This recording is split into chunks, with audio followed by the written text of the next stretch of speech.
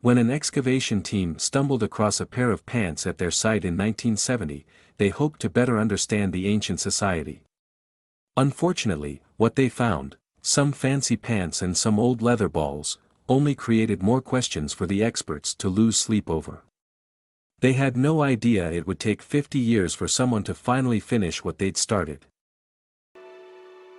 Tomb with ancient trousers left scientists baffled, but a closer look inside explains everything. 3,000 years ago, in the Xinjiang Uyghur Autonomous Region in northwest China, a middle-aged man was buried in a spiffy outfit. He was laid to rest wearing red leather boots, shulala. Along with the boots, he also had on another interesting garment. To match his leather shoes, the corpse was buried while wearing fancy pants. These trousers were decorated with several different patterns, stripes up top, darker pointed shapes on the legs, square-like spirals on the knees, and two sets of angular lines on the bottom. The trousers delighted the research team. Even though there was an issue, no one knew how old they actually were. With their enlarged crotch section, scientists thought they were used for horseback riding, but without a date range, it was difficult to learn anything about them. What the group needed was something they could test. Luckily, upon further exhumation of the grave, they made another curious find. Buried with the dead man was a fist-sized leather ball. This would be the key to a long unsolved mystery. The grave itself is a part of a larger graveyard in the Turpan Basin. Of the 3,000 plots, only 500 of them have been examined, and 3 of these, including the fancy pants man, contain the leather balls. Collectively, the graveyard is known as the Yanghai tombs. This graveyard was in use for 1,400 years, and by carefully digging up the dead bodies, archaeologists are reaching a better understanding of what held the most importance to this ancient Chinese civilization. The site itself is known for its remarkably preserved tombs.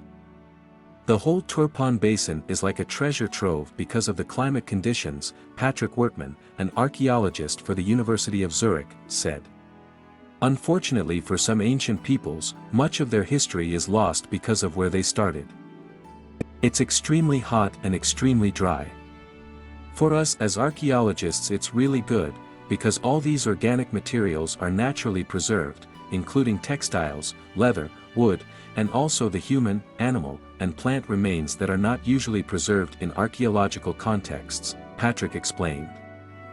This meant that subsequent dig teams were eventually able to uncover a trove of information about the civilizations in Yanghai. They learned that they were skilled horseback riders known for their advanced society.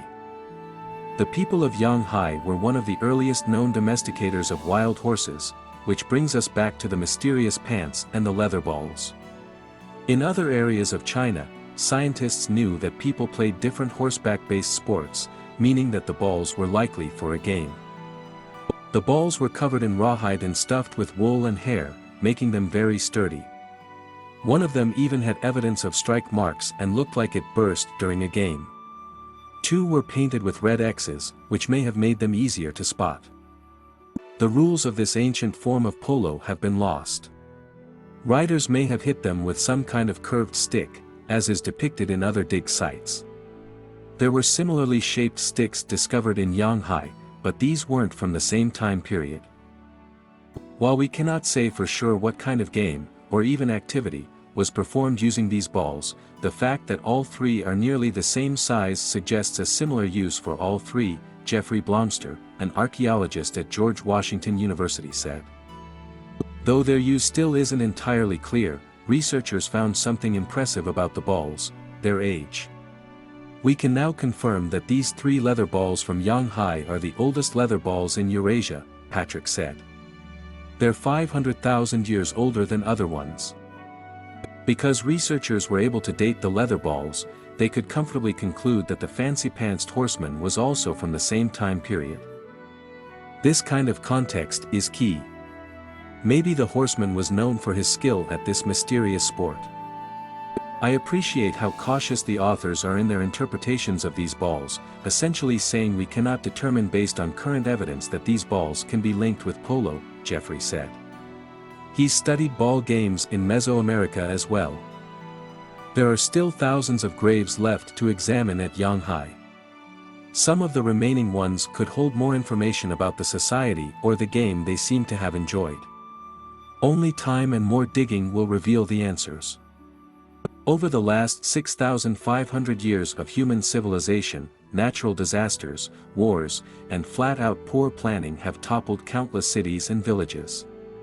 Ancient workers, with little nostalgia for human history, simply built on top of existing structures, unintentionally creating amazing sights for their modern counterparts to discover. Which was what happened in 1974, when Chinese construction workers digging a well came across more than sun-packed dirt and knotted plant roots.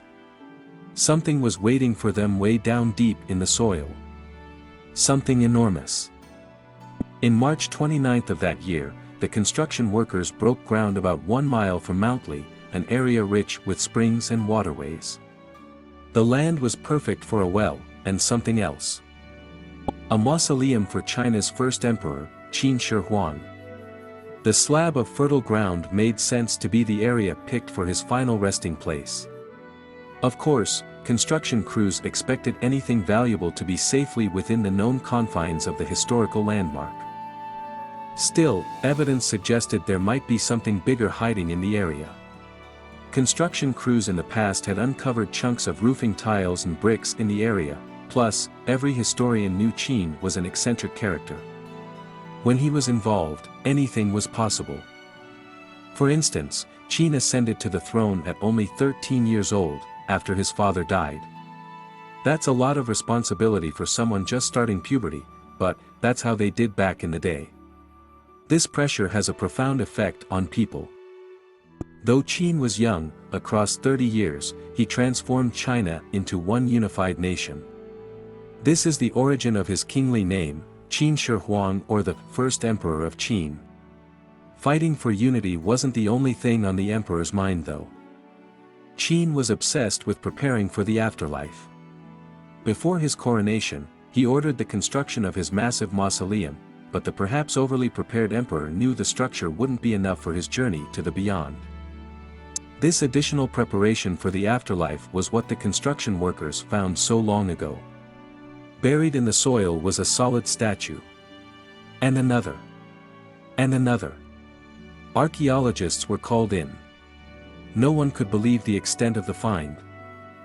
There were 8,000 terracotta fighters, soldiers, archers, horses, generals, and others were sculpted in magnificent detail. Each figure was so incredibly realistic, researchers believed they were based on actual soldiers in the emperor's army. Smaller details really blew experts away. Every single person has their own hairstyle, build, expression, and pose.